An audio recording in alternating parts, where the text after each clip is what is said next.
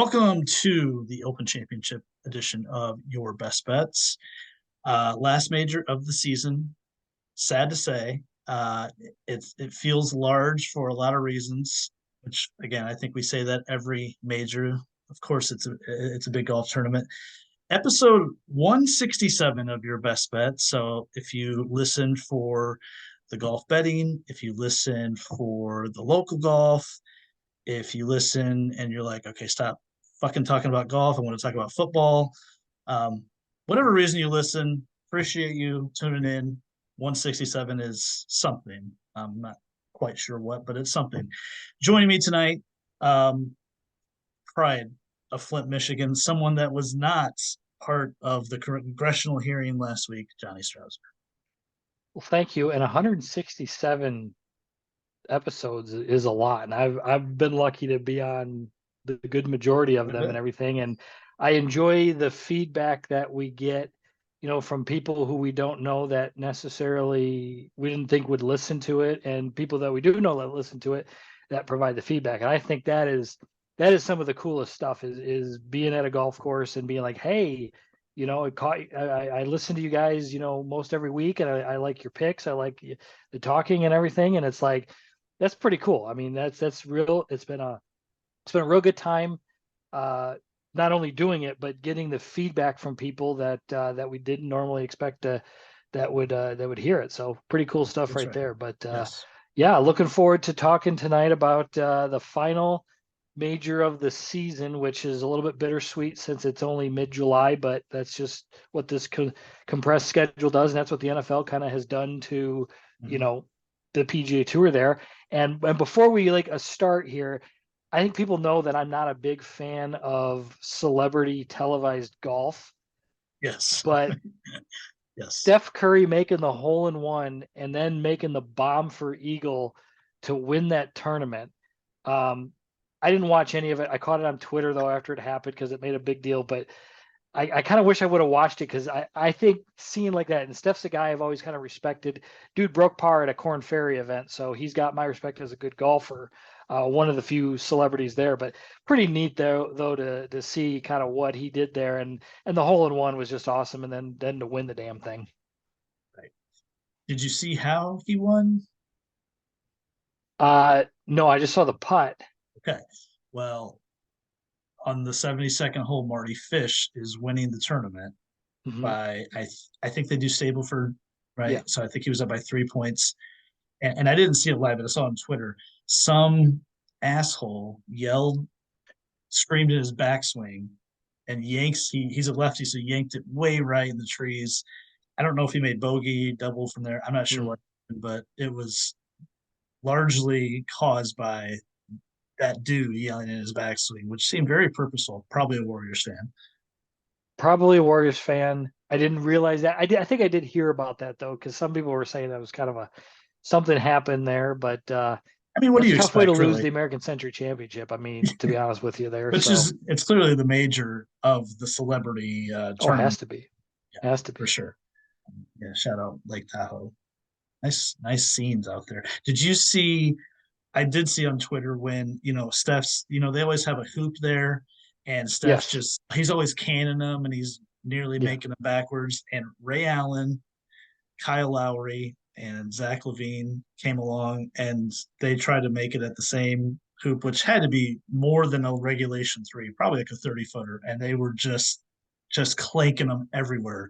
I mean, Kyle Lowry was off the backboard, and it was kind of embarrassing for them. And then it just made you realize, like, God damn, Steph is so good at everything he does. Yeah. I mean, yeah, he's just, I hope one day something goes okay for Steph because, I know he's got that tough life that he's lived, and just things will go start going his way if he keeps staying positive there. But it doesn't surprise me about Kyle Lowry Well, no, clanking anything outside of a free throw there. But no. yeah, that's some of that stuff. Like the golf course I think that they play is pretty freaking cool. But Mm-hmm. Yeah, I just can't get past when I remember watching it when they had Ahmad Rashad and Charles Barkley and Rick Rhoden would win it every single year, and they had Mark yes, Mulder Yes. It just it was too much of a show, and I think that's kind of what turned me off of celebrity golf. I'm not sure if that or Pebble did more, but Oh, probably Pebble. Yeah. probably Pebble. But I don't know. Travis Kelsey, drunk and high and whatever he was. That's just that stuff is just I don't know. I Yeah. I, I don't I I don't think, particularly like watching that. I think I'm good on seeing Travis Kelsey on a golf I course I for a if I while. didn't I'm good. see Travis Kelsey anywhere but on the football field on Sundays, I would be okay. Yeah. Like, There's been some overexposure here the last 6 weeks, it feels like. yep.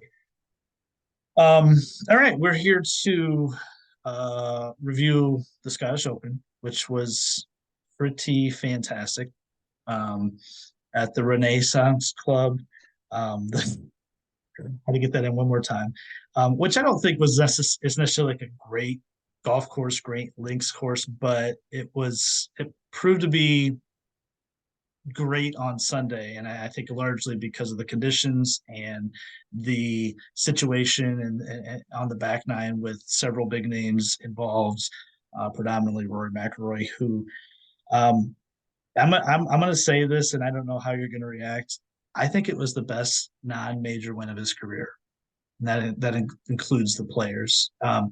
Sure, the players is a bigger tournament for a lot of reasons, but I'm saying best as in terms of how he got it done, how he finished, and just the pure shot making he had the last, I guess, what, three full shots he had on the last two holes. I mean, it was really, really incredible stuff for his 24th PGA Tour win.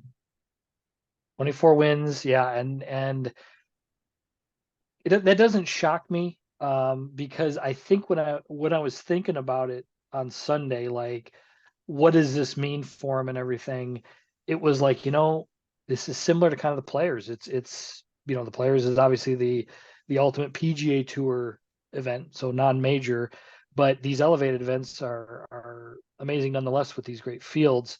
But you look at it, the TPC Sawgrass demands a certain kind of way, but it was kind of that style that he wins golf courses. It was wet. It was just kind of a dreary Florida, no wind, damp, where he could play his way where he's typically dominated. But this was completely different with Mm-hmm. you had a links course, which you'd think that would be a something that would favor him, but it just typically hasn't. And with the wind, especially that kicked up on Sunday, there you had to hit golf shots. And for people who don't play much or don't play much competitive golf, wind the one condition, whether it's hot, windy, rainy, cold, the one weather factor that really defines a good ball striker is the wind and hitting it. You could make putts and everything, and sometimes the putts are going to be in the wind are going to be wind aided. They're going to blow them online. They're going to blow them offline. I think he ended up making a couple putts that were actually wind aided and helped them out. But ball strikers are brought to the forefront with when windy conditions. And he there was some good play from Bob McIntyre. Tyrrell Hatton started out okay and then kind of fizzled off, but Rory really hung in there and he played patient golf, which I actually kind of saw that at LA Country Club, and he just kind of just let his golf swing do the talking and just hit some unbelievable shots. And to birdie 17 and 18, the 71st and 72nd holes of the tournament there at the Scottish Open was incredible because those holes you couldn't make birdie at all. I Right. mean, you were struggling to make pars and everything. So, I think that definitely could validate your thought that it could be his best non-major win. I certainly wouldn't rank it lower than the Players Championship just because nowadays Rory needs to start compiling more wins. 24 wins is quite the career, but I mean, if you look at some of the other players in his class, like a Phil Mickelson or something, they've got more overall PGA Tour wins, and so winning these events with these really good fields is something special. And it's good because the momentum looked like it was going that way, and finally was able to have a good finish and close out a win finally. And I think the knock, at least this season for Rory, has been contention a lot on Sundays, and for whatever reason falling short, whether it's getting beat at the U.S. Open by Wyndham Clark, who arguably just played better that day, not making enough birdies like that, or Memorial where he kind of fades. Canadian Open, he's taken over by Nick Taylor and those guys. So it's good to see him finish one off and do it in a style where you kind of wrote him off after McIntyre makes even a more insane birdie on 18 from like what 235 or something, and it felt very improbable for him to even get into a playoff, especially after he parred the par 5 16th. With the last two holes, like you said, playing as difficult as they were, it just seemed unlikely for him to even get one. For him to do what he did and get both of those holes, and just it just felt like a big dick kind of win, and it's one we've been wanting to see, where we're like, impose your will, impose your talent on the field. And very, very cool. I mean, I don't know, I'm sure you saw it. I think the DP World Tour tweeted out it was that very specific camera from right behind him, not the telecast, but the one it's on their Twitter page, but basically it gave it an excellent view of the ball flight, that knockdown shot. And there was also a view behind the green where you can really appreciate that. I guess it was a driving iron he hit in there just over 200 yards. But um, it's good to see guys have to hit that kind of shot to win tournaments, as opposed to a 330-yard drive and a 90-yard shot. I mean, there's just a difference when that's the kind of execution down the stretch versus wedges. It's what to me is a separator for the elite players. I'm Rory has said it himself with all the golf ball rollback discussion. It's that will bring the ball strikers to the forefront, the guys that can hit mid irons and long irons. Um, so very cool that he did that on the last two holes. Bob McIntyre, I think he kind of had a lot of people behind him. A lot of people on Twitter seem to be kind of bummed. This was the one Rory decided to get, because for a guy from Scotland to perform that well on the final day, shooting a 64, and it obviously meant a ton to him. So to come up short was it was kind of tough to watch, because you could tell he really wanted it. I mean, you're talking to a Scot himself, his national open, and I think we saw the Canadian Open, how much that meant to the Canadians. So I mean, this was a huge deal for him, not only for a career type thing, we just still don't know if it's an elevated event. So we'll just assume that it could be, but it might not. So it probably is, but it definitely isn't. So, but you're looking at he's been a guy who's played on the DP World Tour for the last number of years there, and he's won some big events, and he's played well at a lot of events. He should make the Ryder Cup team. He won at Le Golf National, where the Ryder Cup's gonna be here. He won in I think it was the springtime, or was it last fall, either something like that. But anyway, so yeah, I think a lot of people, yeah, I could see that. I was actually rooting for him too, and I talked about it before on the last podcast. I didn't want Rory to win this one, because I didn't want him to kind of peak his game on Sunday. I wanted it to peak a week from last Sunday. So, I wanted to be then. But some unbelievable golf shots. He got a good break on 18, hit a bad drive, ended up in a kind of a mode area, and still had to hit a 230-yard golf shot and hit it to a few feet. So, just some good play there. But I think that would have been cool. But it definitely had a good solid feel to it. And what was nice about the tournament itself is, really, after 9 holes of the final round there were still essentially 6-7 guys who could have won that event. You really had to shoot a number in those heavy winds and everything, but yeah, I mean, everybody kind of positioned themselves, so we were looking at a pretty good finish, with the exception that McIntyre and Rory both just kind of ran away with it after the other ones just finally kind of succumbed to the difficult conditions. Yeah.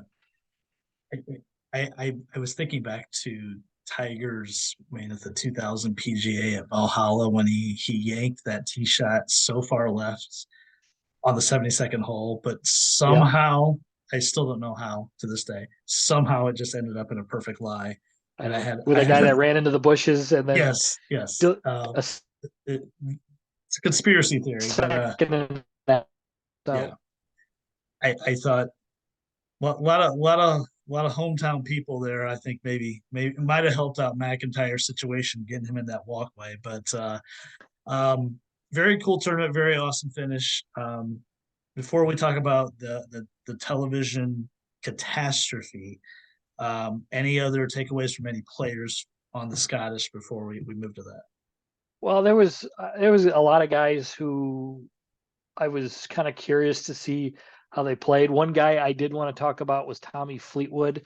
I live bet him. I didn't live bet him to win because I mean, that's just kind of what you're going to get out of. But I think a top 10 or top 20 finish after a day or so when he wasn't playing that well. But he really played great on Saturday, got himself into such a great position, and then he just did what he does when he's in those last couple groups.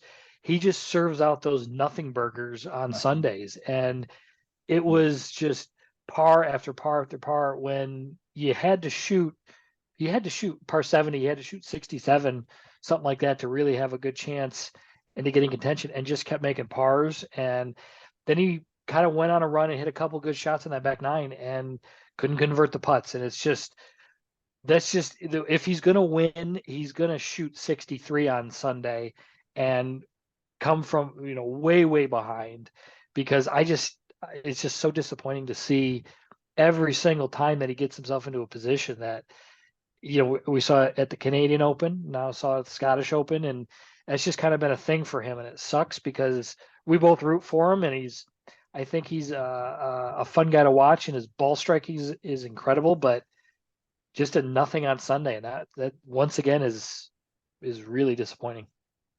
It's I did live bet him to win because I'm an idiot, but I got him at an amazing number on Thursday after he shot even par because I had a feeling the scoring wasn't going to be. I mean, I think Ben An shot 8 or 9 under the first round, and the winning score is 14. So I had a feeling it was going to get tougher.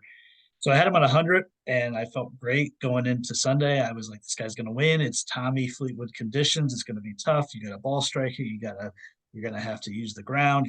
All this stuff. But you're right. Nothing. It was a nothing. The other guy that I had, and he was my best bet last week, and I said I never bet him ever, was Terrell Hatton, and I thought he was going to win the tournament after the front nine. I really did. Yeah. And actually, after I think 11, 11 or 12, he made back to back birdies, and then he just fell off the face of the earth and started doing Terrell Hatton things. Um, giving the finger to the hole or saying "fuck you" to his ball. I mean, at some point, are we just like, okay, I'm good on the Hatton shtick, like, and now it feels very like performance art kind of. But when you have money on him, it's actually it's actually not fun. Yeah, I bet him as well, and I actually bet him because he was still at plus odds. I live bet him on Sunday just to figured, man, I'll get a little bit extra on top of it because it looked like he was going to end up winning. And it's just he gets, you know, he's not a mental midget, but he can be. And I I, I don't know, maybe he turns into one. Maybe this is not just because I think before it was like, okay, that's just Tyrrell being Tyrrell, he's kind of doing the antics just as a show. But I mean, I think it definitely affected his game. On Saturday when he played really poorly, shot 71, and then Sunday, he shot that back nine, shot a couple over par. So it was just one of those things that the win equity isn't really there. So you got to watch the numbers going forward on him because, yeah, he's a great player and he's playing very well, but him being able to close out events is just not the easiest thing. I don't know how you ever have faith in him to actually close out a major, and for that reason, in theory, his game translates. He's good in the wind. Um, I think Data Golf. I was just looking at this. I think they have him fifth or sixth best in the world over the last 3 months. But man, I just don't have any faith in him to actually close out a golf tournament, especially one that is meaningful like the Open. Um, one other thing, and I don't want to take too long on this because we're going to talk about him when we get into the odds preview for the Open. But Scotty is insane and maddening at the same time. I'm going to list, and this will take me 10 seconds to list his finishes since November of 2022. T3, T9, second, T7, T11, 1, T12, T4, 1, 4, T10, T11, T5, T2, T3, 3, 3, T4, T3. Since the start of November to 2022. His worst finish is 12th. He has not had a finish worse than fifth since the RBC Heritage in April 3 months ago.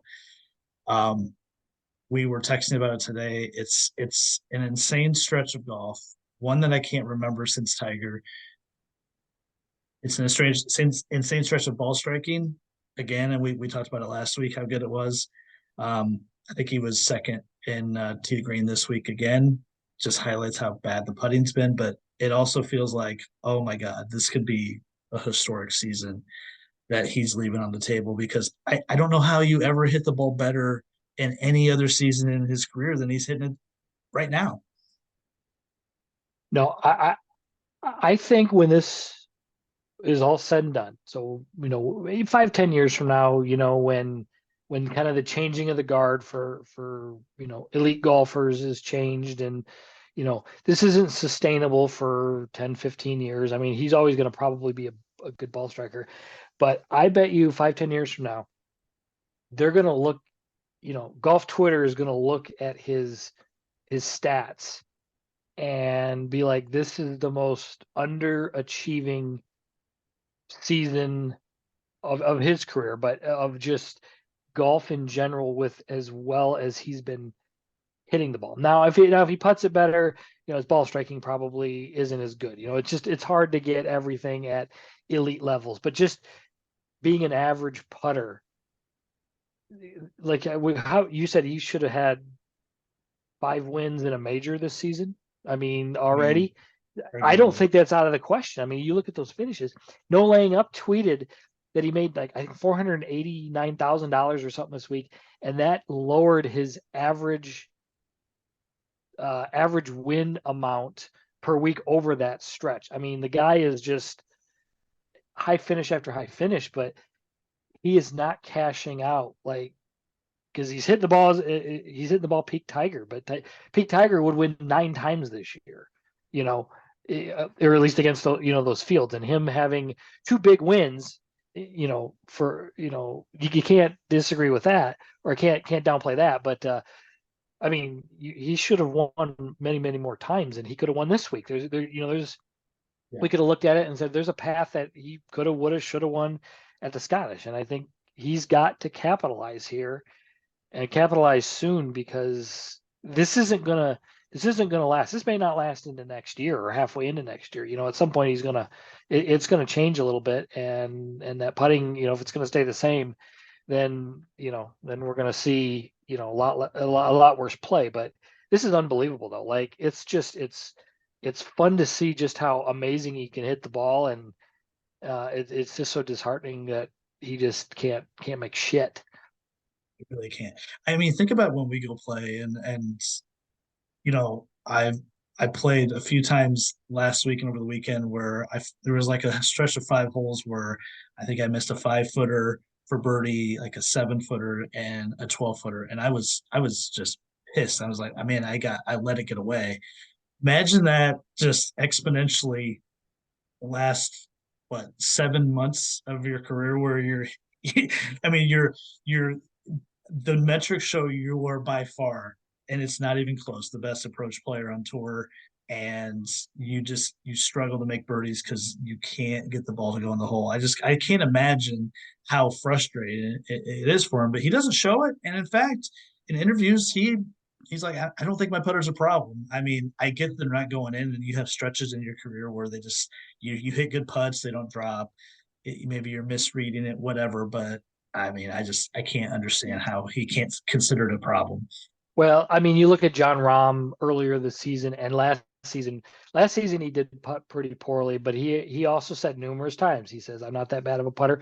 I miss more putts because I hit a lot of good shots and my strokes gain approach is that much better. So just statistically, it's hard to be a plus putter with that." But when you, I mean, him saying it's not a problem, he's negative. He's worse than average, and that's the part that, yeah, it is affecting you. And I don't know what it is. I don't know if it's a technique thing, or if he needs to put a new club in the bag for a bit. I don't know what it is, but I do appreciate him just kind of being the happy-go-lucky. But you know, yes, he's getting more birdie opportunities than everybody else, and he's getting shorter birdie putts than everybody else on average, and so he's going to miss more of those. But he's not making nearly the same conversion percentage that you know will take JT Poston, that finished 9 under par, finished tied for sixth, who's a good putter. He's not the ball striker that Scotty Scheffler is, but if you looked at it though, he's making a high better percentage of the putts. And I think that's something that Scotty's got to kind of look at. And I can't believe I'm trying to give him advice at this point, but this is what you get on the Your Best Bet podcast. But he's got to look at it and realize that this is kind of a concern. This is something that he can't waste these valuable weeks and months of good play and just saying, you know what, I'm not. It's not the problem. It is the problem. I mean, when you're worse than the average and so much better at everything else, that's a problem. For sure. We got to move this thing forward, but to wrap up the Scottish, I'm gonna open the floor to you first, or for you, on the television situation. Um, Not just this tournament, but largely multiple times this season. And then I'll definitely have a few things to say. It's increasingly irritating to see the amount of commercials is bad. That's one thing we've always complained about on the podcast here. It's especially bad. But one thing, and I didn't catch it until the replay, is they just take these commercial breaks at just the worst times. You build the momentum and the drama of these golf tournaments, and we're not comparing it to live, because live is just like we've always said, it's a collection of golf shots of just dudes playing rounds of golf, and you just kind of follow that. But the way these tournaments are is they build you build the momentum, and you build the excitement and everything like that, and they just hit golf shots. They got time where they can have the commentators, announcers talk about the shots and talk about the situation and everything like that. But no, it's let's go to commercial break and see two or three commercials, which just breaks that momentum and excitement of these events. And it's just it's to the point where it's a little bit it's well beyond old. And they've tried things. They've done a lot of good things in interviewing the players. The drone shots are always pretty good. They're trying to increase the camera angles, but you know it's just not there all the time, and it just feels like the production of it is just very, very second rate. And you'd think that they could build it up with a little bit better there. And I know one thing you wanted to talk about and express when Bob McIntyre made that amazing putt. It was kind of just a quick, abrupt ending, wasn't it? Well, it's really weird because it he makes the putt, and there's no sound. There's no crowd noise, which you anticipate was going to be a roar. It was going to be an extended moment, right? And there's silence for 20 seconds, and I'm like, I'm kind of checking my TV. I'm like, oh shit, did I mute it or what's happening here? And no, I didn't. And then Nance is like, what a moment here, and still no sound, no crowd noise. And finally, after like 40 seconds, it kind of blends in. I was like, that was like a big deal, right? Like seeing him make the putt on 18 and letting that moment breathe, but the crowd noise was very critical to that. So that was one error. And then they get him walking off the green, they get him kind of walking, and then just an abrupt cut to commercial where you can't even kind of see him get emotional and see his family. None of that. Very bizarre. And then also, it's kind of the small things like Rory's putt on 18 to win. And I don't know about you, but growing up playing video games, like shout out to Tim Miller here, my brother, but we'd play video games and be like, oh, we gotta switch the camera angle, horrible angle to play like NBA Live, on Sega or NHL, right? It was the worst winning putt angle I've ever seen. You had to just, well, like, I guess I'll see if the ball like disappears and I know it's in, but I don't really know where the hole's at. And I still haven't seen a good angle from overhead or behind to see how that putt dropped, because obviously Roy didn't love the putt. Um, but that, I mean, stuff like that, you can't miss that. You get one chance at it. I don't even know if Jim Nance was on site.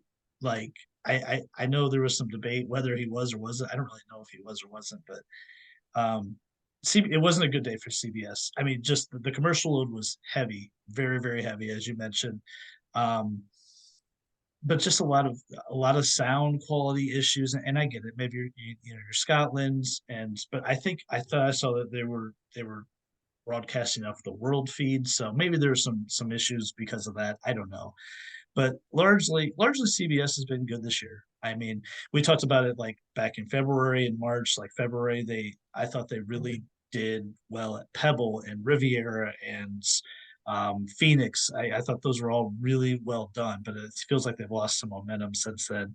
But isn't it so dumb though? I'm going to bed Saturday night and I'm like, well, since they moved to the tee times, I got to get on Twitter and see where the hell this thing's going to be broadcasted, and because I just know now it's going to be multiple areas, right?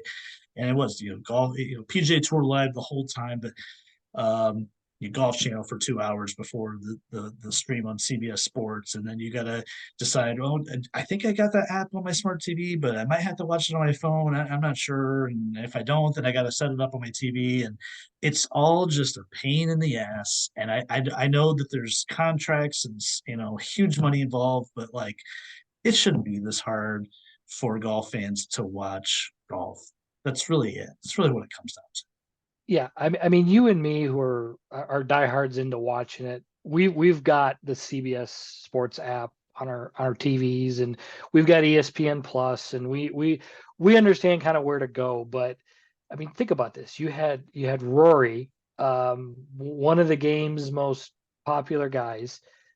Most people who aren't going to log on to their phones or have a laptop or know to have a cbssports.com login or how to get to it didn't end up watching it. Ricky Fowler wins in Detroit a couple weeks back. Same damn thing.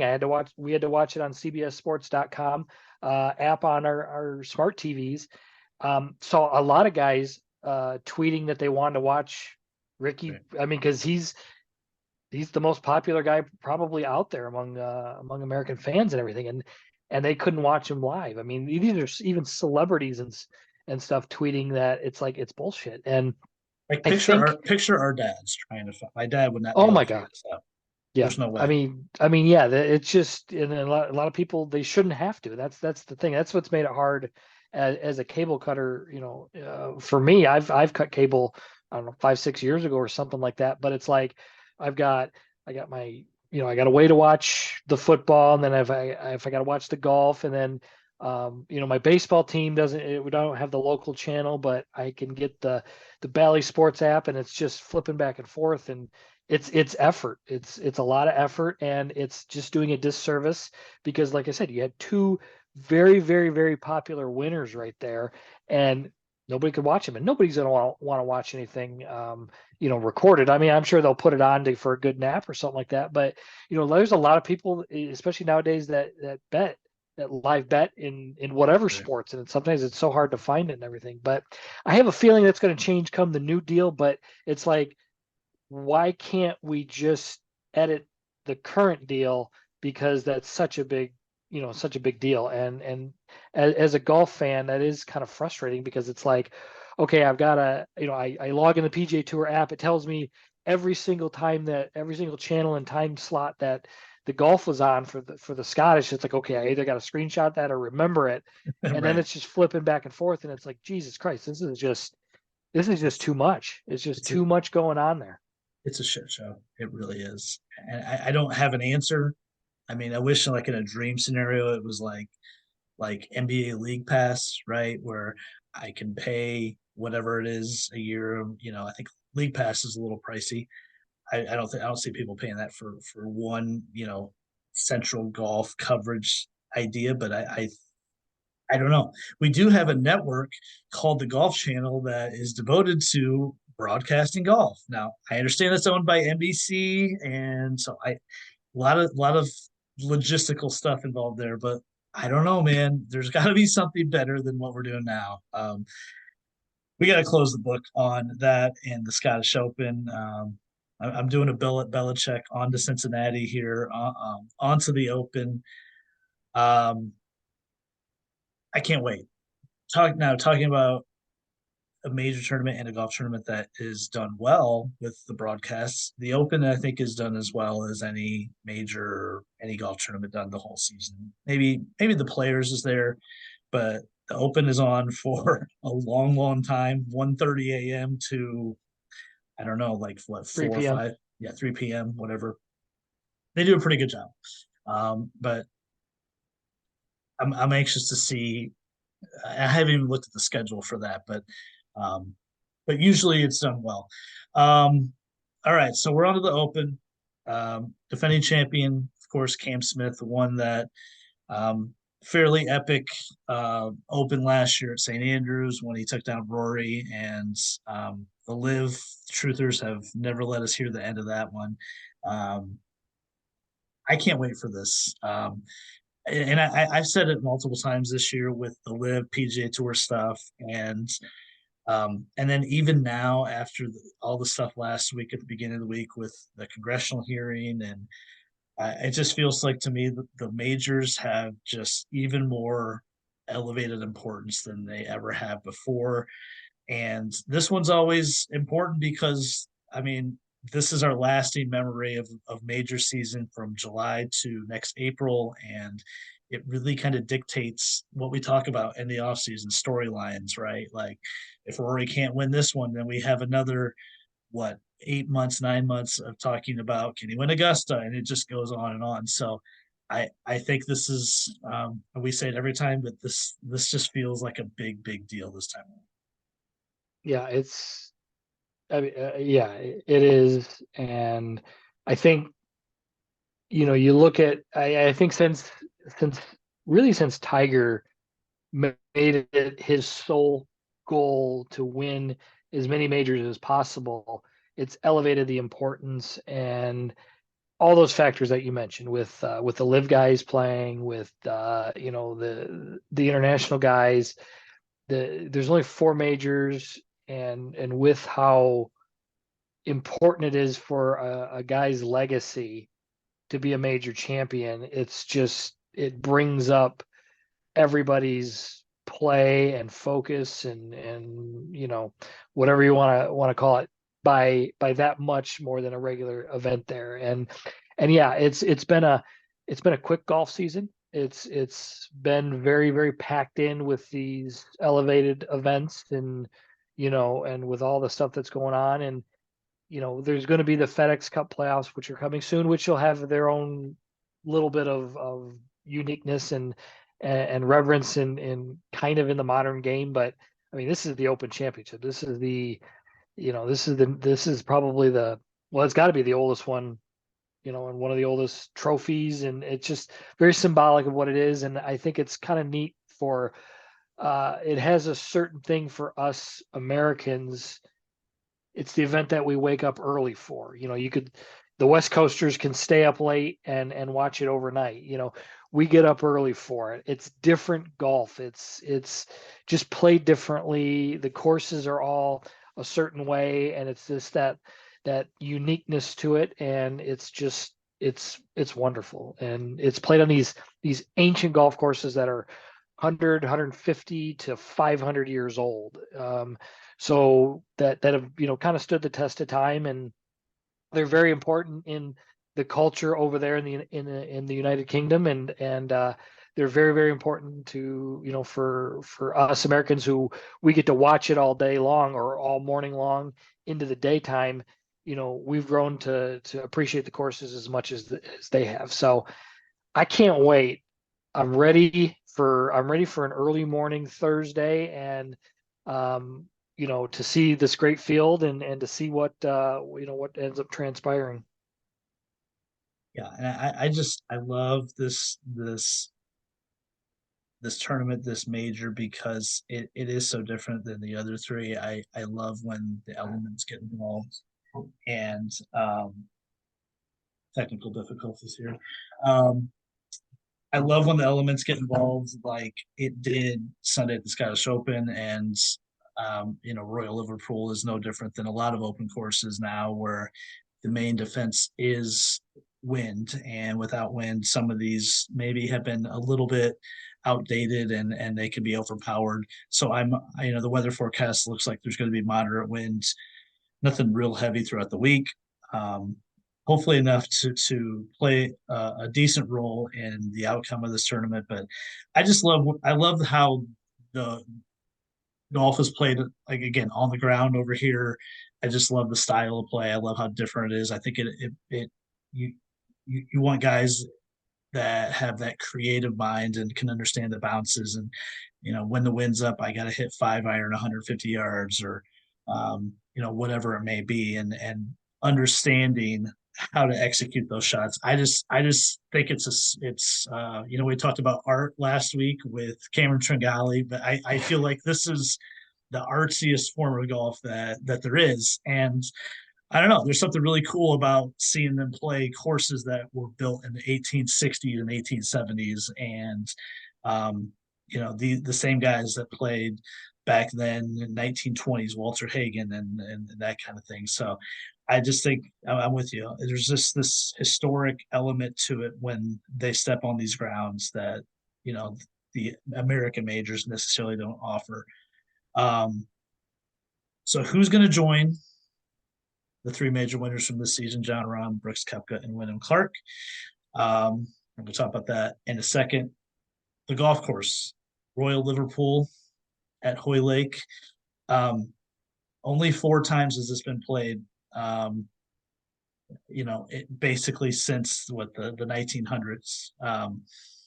4 winners are, I don't know if you know this, it's pretty damn good. Walter Hagen, Ben Hogan, Tiger Woods, and Rory McIlroy. That's a hell of a Is that good? list. It's pretty good. Um, what do you know about this golf course compared to the others? In the Rota, like I said, it's been 9 years since Rory won there. Obviously, there's been some major redesign. I think in 2019 or 2020, there's an actual new hole, the par 317th. What fits well here in your mind? I don't remember too much of the golf course and haven't really had time to look at it. What I do remember, um, when Tiger won, was him hitting irons pretty much the whole time. Like he Yeah, stuck to the plan, only hit like, was it one driver? was it one driver all week? I think so. Something like that. So I mean, and the course was very, very dry. And I would imagine that they're getting a similar summer as they did back then, because I know it's been hot over there in the United Kingdom. So um, it's I think it's just your traditional seaside links. We did determine what a sea was versus an ocean. I actually, when I was listening back in my editing process, I think we just kind of left it out there, but I do think a sea is enclosed by land, which I think you were on the right track for. But I your think it's an initial your inlet. your initial answer was it's kind of like a lake. It is. It's like a small body of water, but a sea is like an inlet of the ocean. So Okay. it's a saltwater inlet, Yes. and a lake. I guess lake is a completely surrounded by land on all sides. Anyways, Yes.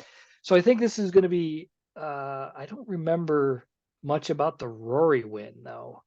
I think That's the looking back, he just dominated the par fives, which I guess isn't too surprising. There was a lot of I think there's lot of right to left holes, but there's a lot of left to right wind that week, and he was able to just cut the dog legs quite a bit. And I think he won at 17 or 18 under. And I think he was like 15 under on the par fives.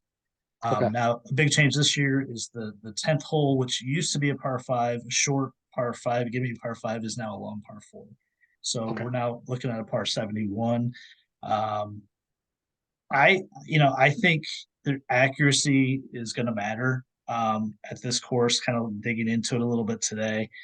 Um, you don't have to be real long, but I do think you have to be accurate, which I guess is kind of a common sense statement. Um, but like, there's a couple things in this course that might be a little tricky, a little gimmicky. 18, there's OB, that's literally 10 yards right of the fairway. You can't hit that Wyndham Clark drive on 18 That's right. at That's right. Liverpool, or you're a OB It's routine. it's almost unfairly close to the fairway. I mean, you get funny bounces on these type of courses all the time. I Mhm. don't love that. 17, the new par three is pretty cool. It's right there on the coast. If it gets windy, you could hit anything from wedge to 6 or 7 iron. So I think that'll be fun. But I do think guys that keep it in play, you don't necessarily have to be long, and guys that can really just iron it to death. Again, we just don't know about the wind that could play a huge role. If not, I think 15 to 18 under probably wins. I did see, and by the way, I think one of the better Twitter follows on Twitter, and people probably don't know about it. You probably do, as a player, Michael Kim. He offers Yeah. really, really good perspective every single week about how the golf course is playing. Um, really good insights. I mean, I'm shocked, but I'm actually every Monday or Tuesday, I'm kind of anxious to see what he puts out there because he has really good information. He was talking about how green the course is and how soft it was today. Now, hopefully that firms up. I think everyone wants to see it firm or fast, except maybe Rory. Um, so I don't know if that will I don't know if there's supposed to be any precipitation throughout the week, but that might be something to look at. No, I am seeing that it's supposed to be low to mid 60s just about every day. Chance of rain on best chance of rain is on Saturday. Um, and then that westerly wind, it says westerly wind off the Irish Sea. And you said it was blowing 12 to 15, Yeah, gusting to 20, which right. which is good. I think that's good for an open championship. It doesn't make it unfair, and it'll blow harder later in the day and all that other stuff. We're going to give leans when we talk about these guys, but we don't know the tee time draws yet versus the weather. This is what's going to make it hard to talk about the guys today versus who we actually like come Wednesday, because there's going to be more studying of when the tee times are, when guys are going off versus the weather conditions, and we're going to have to kind of play off of that. So it'll be kind of touch and go as we talk about them, but if we talk heavily on a guy and he's not a best bet, there could be a reason why on that. So just a heads up on that. All right, ready to get to the odds Yes. since we're 50 minutes in, like that. Here we go. Odds for the Open Championship. Of course, check your preferred book. Odds may vary quite a bit. I'm actually going to share my screen. I have odds checker up here. Rory McIlroy and I go by DraftKings is plus 650. You'll find him as the best right now at 700 on MGM. Scotty's at 7-1 on DraftKings. Rom at 13-1. Cam Smith at 18. Brooks at 18. Victor Hovland at 22. Patrick Cantlay at 22. Xander, Hatton, Fowler at 25. Tommy Fleetwood at 28. And at 30, Jordan Spieth, Dustin Johnson, rounding out that group. Um, I think traditionally you and I, for most regular tour events, we tend to avoid the top, especially the favorites, because it just doesn't offer value. However, the majors, we typically go back towards that direction because largely the past 5 years, top 20 players win majors. So with that said, we talked a lot about Rory and Scotty off the top. Those are your guys that have really created separation in the odds. All the love is for Rory. All the fanfare is for Rory. I'm sure he's got so much money on him to win this week. I guess the question is, can he finally break this 9 year stretch and get it done? Are you going to bet him at either 6.5 or 7 to 1? I hate that number so much, but it's not wrong. They got to keep people, they got to keep bettors off of off of him, because he's going to be so heavily bet. The books are going to just be rooting against him so much. And it plus 650, plus 700.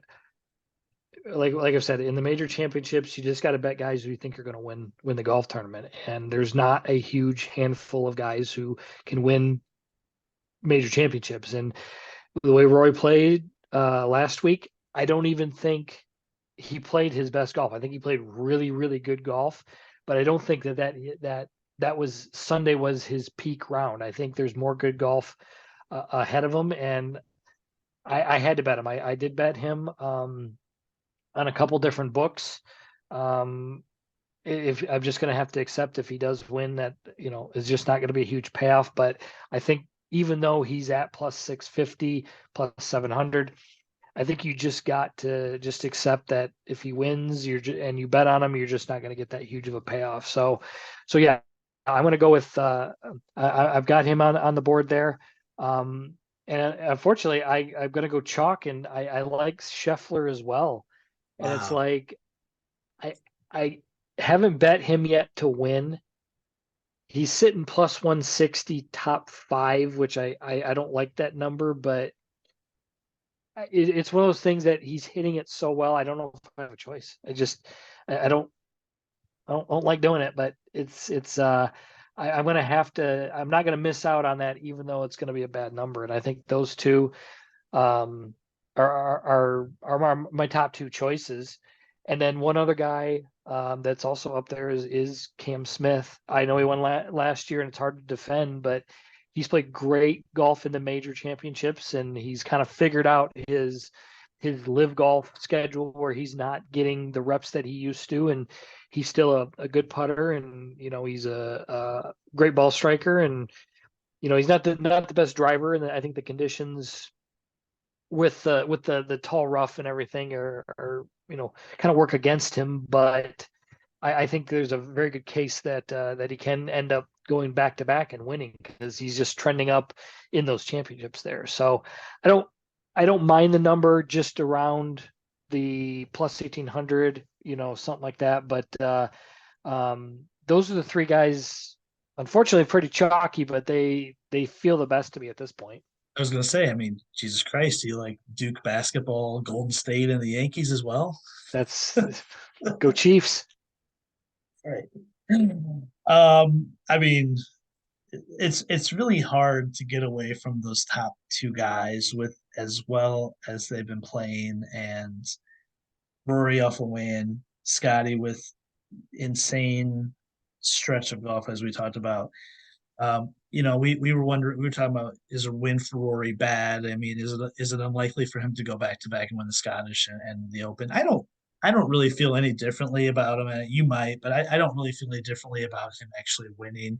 I think maybe it just gives him a little more confidence. I mean, if he doesn't win and it's Bob McIntyre, I still felt good about his chances this week. I think maybe it's good for him to close maybe like he hasn't a lot the last couple of years, and see that and carry that little extra bit of confidence going into this week into a major where he just hasn't been able to get it done the last few years. So I, there are some promos out there that you can help that can help you with either Rory or Scott if you don't like the number. There's a plus 300 boost on DraftKings. You could get Rory's number up to almost a plus 1,000 there. Caesar has a nice promo with top five insurance. So there's some stuff out there where if you're not either comfortable with the number or you want to throw more at it, there's some promos available. I would probably I picked Scheffler for the U.S. Open. I came up short there. I kind of went heavy on him there, so I'm probably going to go the opposite way and go with Rory this week, and he'll be my biggest bet on the board. Um, I listened to a little bit of last year's Open show, and I put the same bet I'm going to put on Rory this week as I did last year, and I remember I was heartbroken when on Sunday because of what would have been a nice win, nice payout. So I'm hoping Rory treats me different this year. I do like Cam Smith, like you said. I don't know if I'll get to him at 18, but I think I wouldn't hate it if anyone did. I think there's definitely an argument that he's playing great. He just won his last live events. He's been relevant in the majors this year. Um, so I think that's a good number.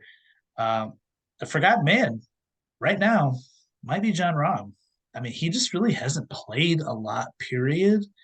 Um, yeah, the last 2 months. I mean, the U.S. Open, the Memorial, but I just I don't know the state of his game. You know, like I do these other guys, and I just with that unknown, I don't think I can land on Rom. I think you probably feel similarly. Well, yeah, I thought about that but then I looked at it. I'm like, you know what? You're never gonna get John Rahm Yep.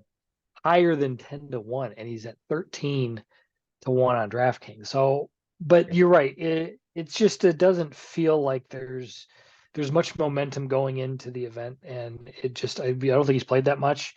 Um, and we just don't know how the golf game is, and you know he doesn't see. I don't think weather's affected him too much. I don't know what his Open Championship record is off the top of my head, but you just sometimes you wonder when you get if you do get the foul weather or the wind that's blowing the ball all over the place. Is that gonna make it? Is he gonna lose patience, and is that gonna affect his golf game and everything like that? So I'm gonna kind of I'm gonna watch. I'm gonna monitor the situation and see how he's looking after, midway through that first round. But I think at that point, if he's playing well, then you might as well just not bet him there. But speaking of monitoring how they're looking, one other guy.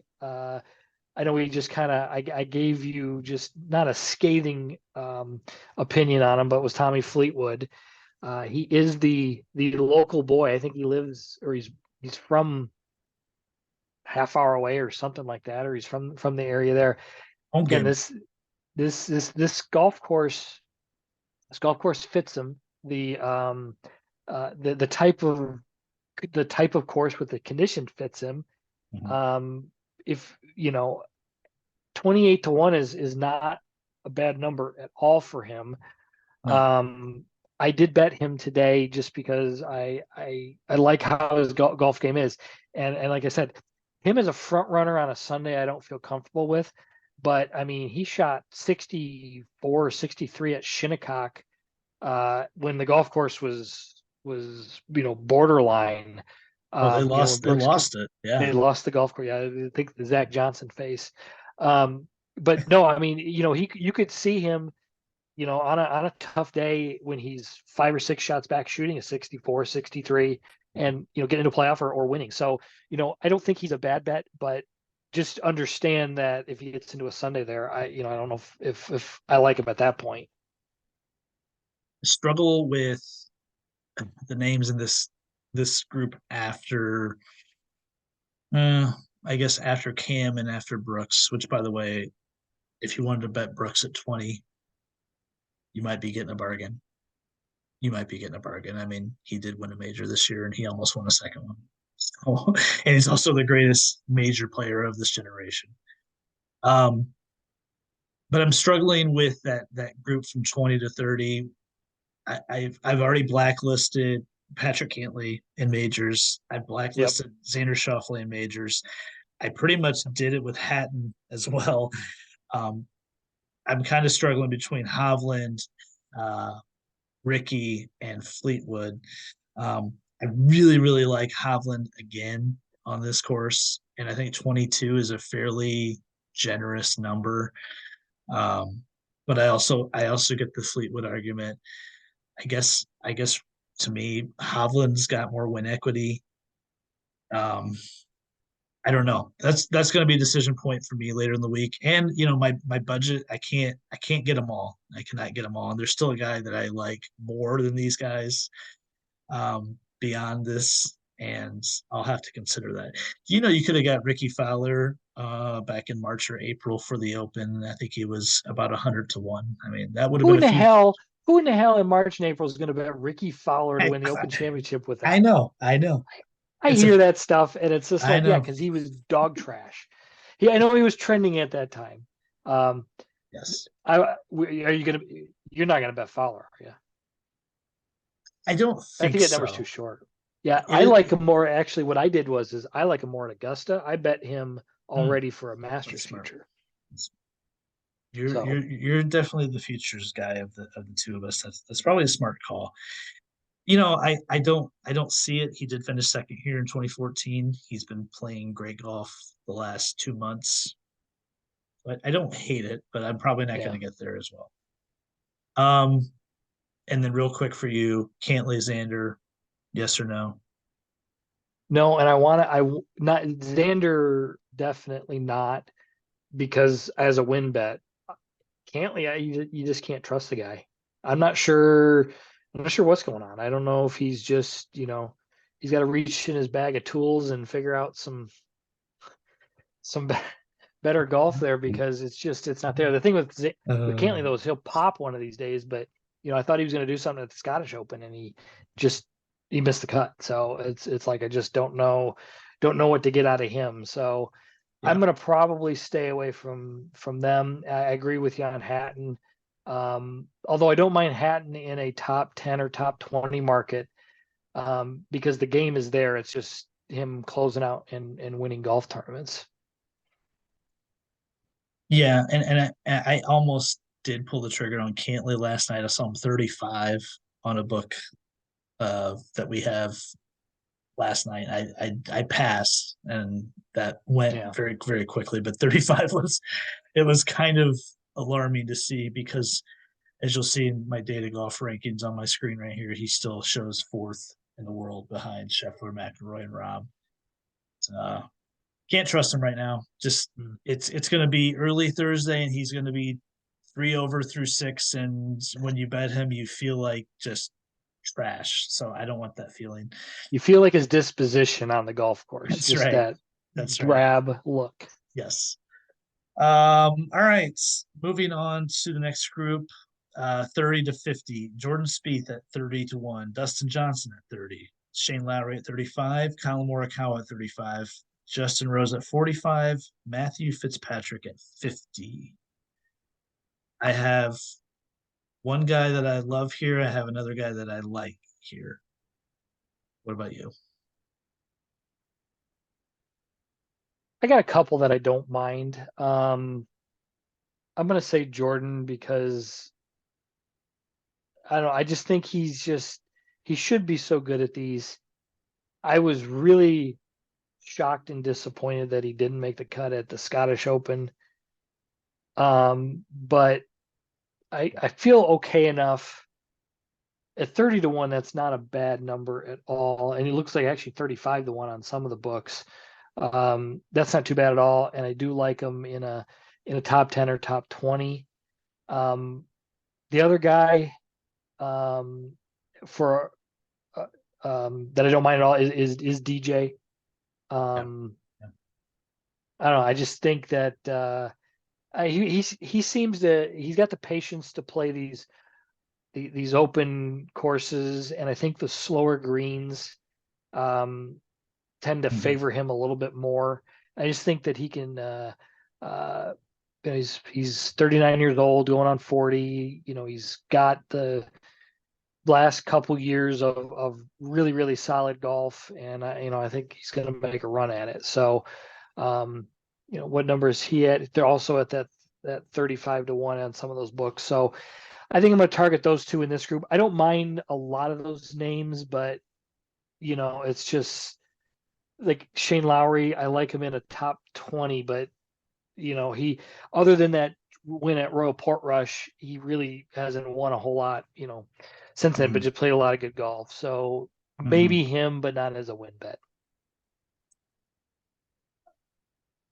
Yeah, I'm with you on Dustin. I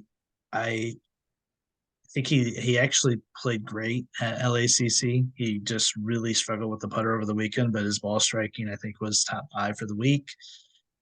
I think the clock is ticking. Um, whether he knows it or thinks it, probably not. I don't think he thinks about much. Um, but I do think the game is still relatively there. I would love to see him bag a third major. It'd be very cool to see him win this week.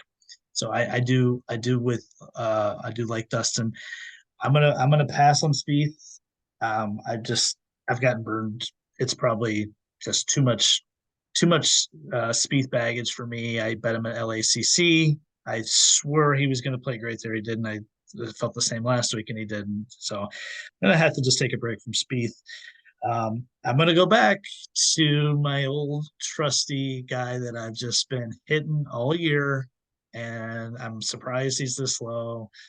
It's the guy from California that's got two majors. It's Colin Morikawa at 35-1. He's the only bet that I actually have in at this moment.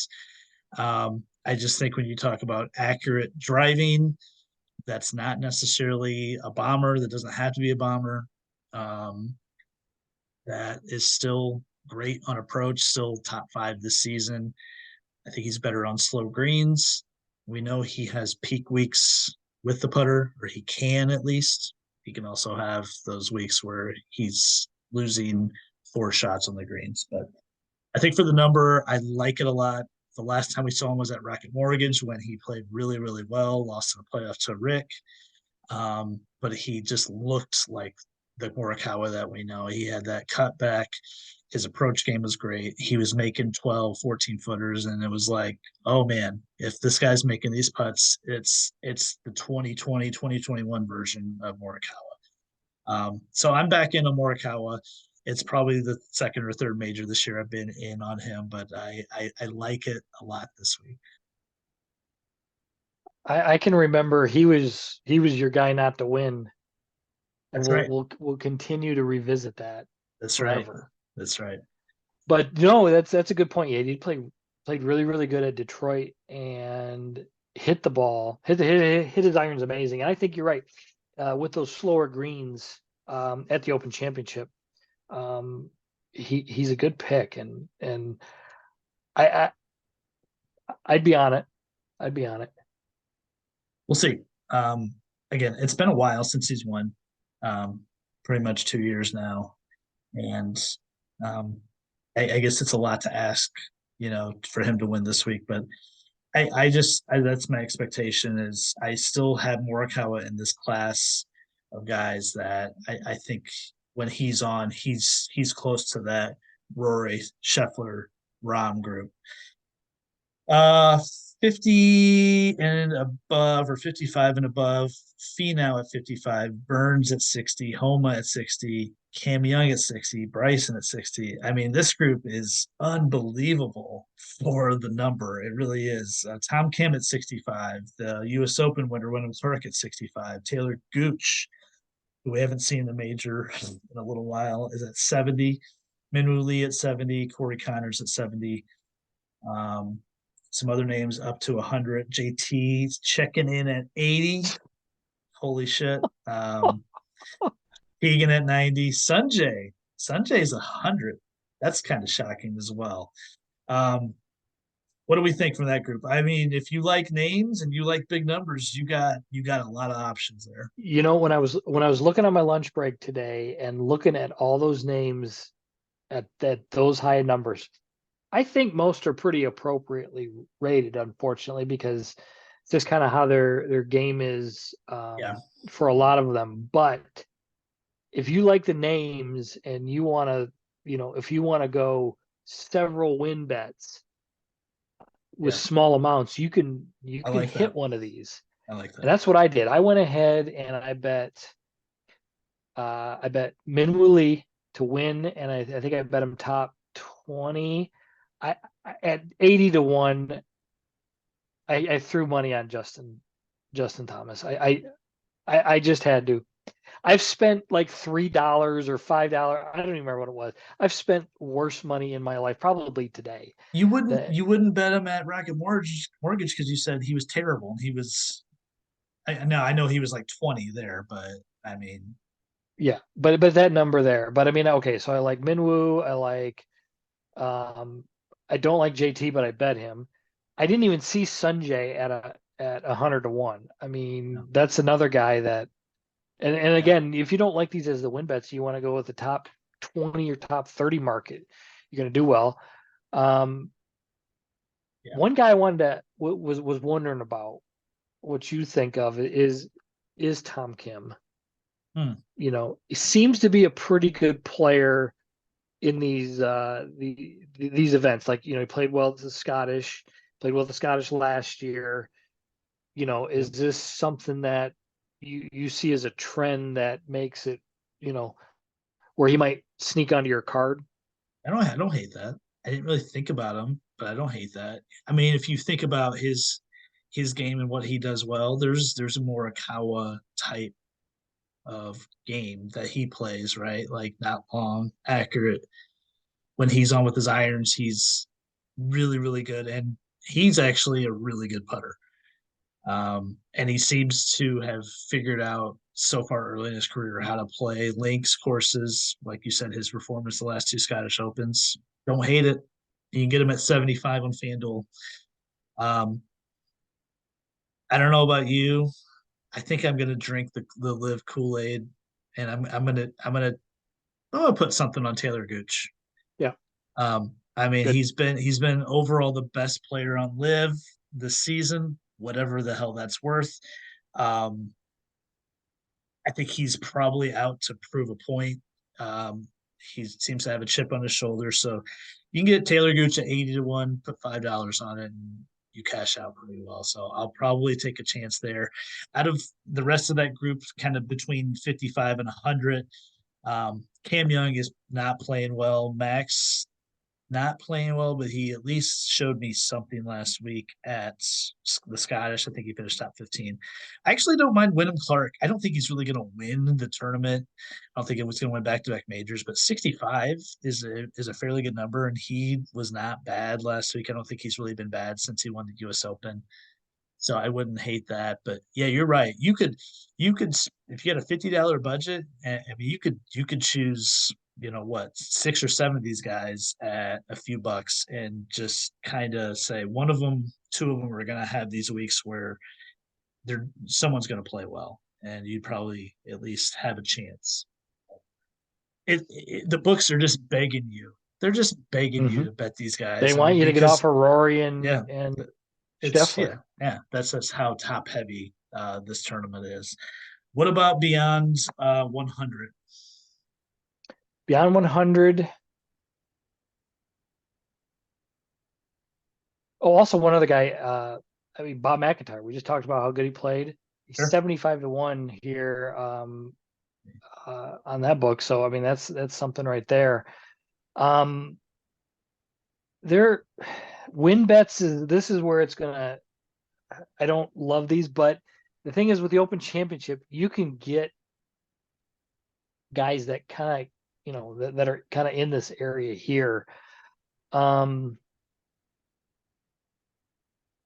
I, Go I'm ahead. gonna I, I'm gonna take one of your names, Brian Harmon.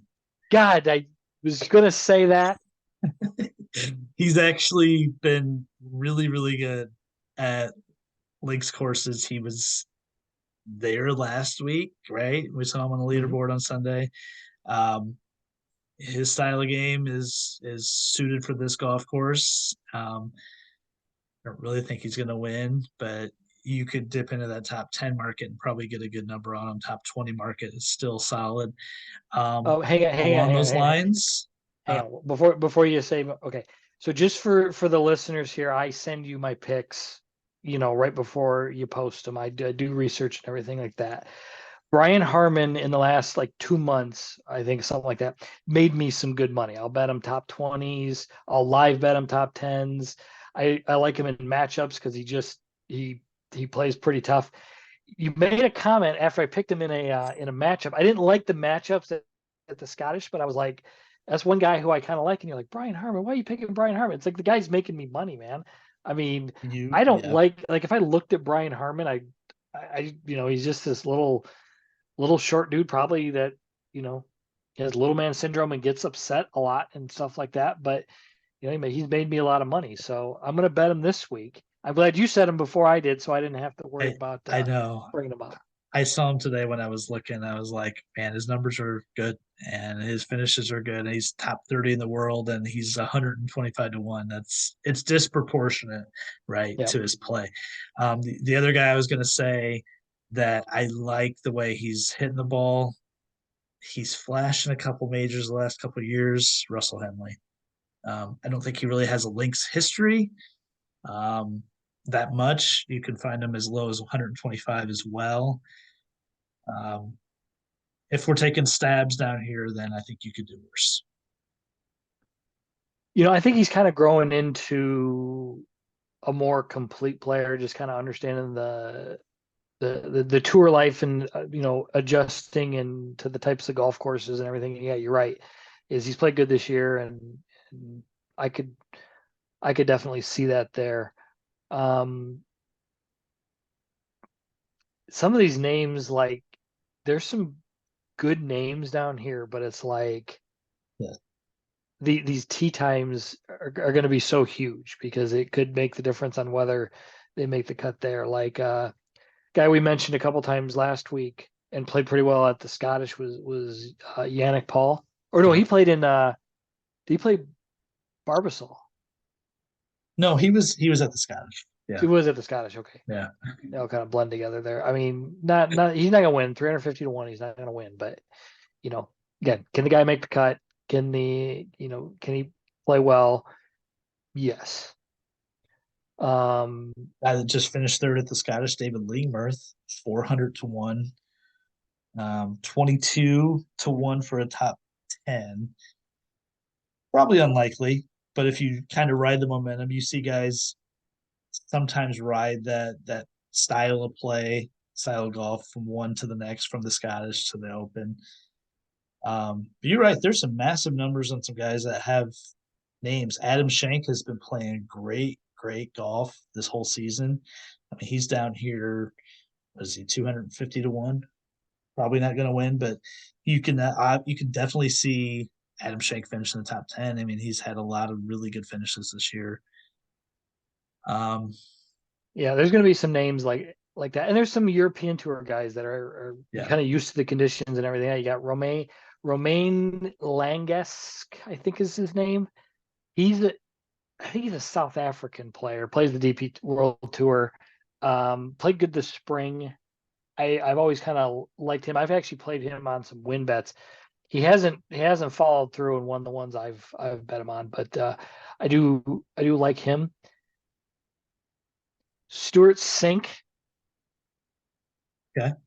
played really good at Firestone Oh, okay. just this last week. So and the course doesn't demand a bunch of length, and he's not a short hitter. Still, I mean, he's like, I didn't even know he was on a senior tour or the Champions Tour Yeah, I until think he he popped up just and, yeah, I think he just went but, this year. Yeah. yeah, he's a guy, I mean, not gonna win at 800 to 1, but I mean, pick what you feel comfortable with. He could definitely make the cut because you're gonna see these guys Hmm. that just you wouldn't even expect, and then they end up playing pretty well and getting hot and everything. But Yep. All right. Who's the top player that's not going to win? top player that's not going to win. And if you feel frisky, give me a couple. I'm Again, gonna gotta fly close to the sun on these. If they finish second or third, that's even better. uh, John Rahm is one of the guys who's not gonna win. That's that's a name. That's for sure That's a name. that is John Rahm's not gonna win. I mean, I Hmm. could say the other guys who I just talked about not winning, but that's the guy who's not going to win. Um, I I will comfortably say Patrick Cantlay is not going to win. Good with that. If Would you if would you bet him to miss the cut if you got like let's say plus? No, Oh, because he did this at the U.S. Open where he was horrible the first round, and then he played great the rest of the week, and I think he actually backdoored top 10, and so he'll probably do something like that. So yeah, Cantlay, okay. and he, you can even do one better, and I'll give you his buddy Xander as well, Cantlay Xander. Yeah, I think that's pretty comfortable to say there. Is there any top guy in the top, I don't know, 15, 20 of the rankings that you would feel comfortable um, betting to say they would miss the cut? Hmm, that's a good one. Um, That's a hard one, but that is a hard one. Um, honestly, probably right now, Spieth, if that God, counts. I was gonna say I liked him this week. I think he's either gonna contend or Right. he's gonna miss the cut by one. Which might make him a great win bet then, right? Like, yeah, Yeah, so I mean, if you want to take part of that budget, you look at a win bet, but you also look what he is to miss the cut, which will be plus odds, yeah, and you could go both basically. you could do both. Yeah. I was gonna say Tommy because there's some expectation for him to play well, and I can, it wouldn't shock me if he's like 74 or 73, something like that. That's a good one. Leading up to who wins the last major of the 23 season? Who wins the Open? Who do you got? We're gonna go repeat of last year. It's gonna be Cam Smith breaking Rory McIlroy's heart. Jeez, God, could you imagine if that happens 2 years in a row? Oh my God. Can't even, but Hmm. that's just I got this feeling that Cam's just gonna come in there and Rory's gonna be looking good most of Sunday and Cam's just gonna lurk and he's gonna post a lower number and we're gonna see if Rory can birdie the last two like he did at the Scottish. It would be a spectacular scenario if it's Rory and Cam again. I mean, as golf fans, we couldn't ask for much more. Yes.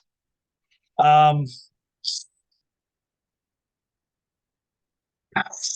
so hard. I don't think I've picked them to win any major this year, and it would truly be the chalky Golden State Kansas City pick. But I'm just going to say I think Rory is going to win his fifth major. I really want to say Morikawa, but I just if it came down to those two, I think Rory's playing a lot better. He's getting the ball in the hole better. Um, so yeah, I think Rory McIlroy wins his fifth major. He gets the monkey off his back, and the floodgates could open again. That's the thought. Okay. I would be happy with that, Rory. Very, very happy. I think a lot of people would, and then it'll also just really stick it to the live people on Oh, Twitter as well. I would they hope. would be just committing suicide. All right, the Open Championship this week um, should be awesome. Um, catch it on. I guess it's an NBC week, right? It is an NBC It's week. Peacock USA. See, here we go. Yeah, it starts on Peacock at like 1:30 a.m. So if you want to watch it, you gotta, re-up your membership. Peacock and then USA and then maybe NBC finishes it on Thursday and Friday, and then it's just USA and NBC Saturday, Sunday. But it starts at 1:30 a.m. on Peacock on Thursday, Friday, and I think it's like 4 a.m., something like that, 3 a.m., something like that on the weekend. So Okay. All right, Johnny Strauser. thank you. Yeah, Good thanks. stuff. Good stuff. Best bets this week for the Open will be on Wednesday. We'll get Zach Fitzgerald's picks just just for a special major championship. We'll have him back in the fold. We'll give you our best bets, see if we can land one, and everyone enjoy the Opens. And after that, next week, actually next 2 weeks, we'll have some city championship stuff coming up because we'll transition to that for our local golf scene, and that should be very fun as well. So, a lot going on here. So, again, thanks for listening, and we'll catch you next time.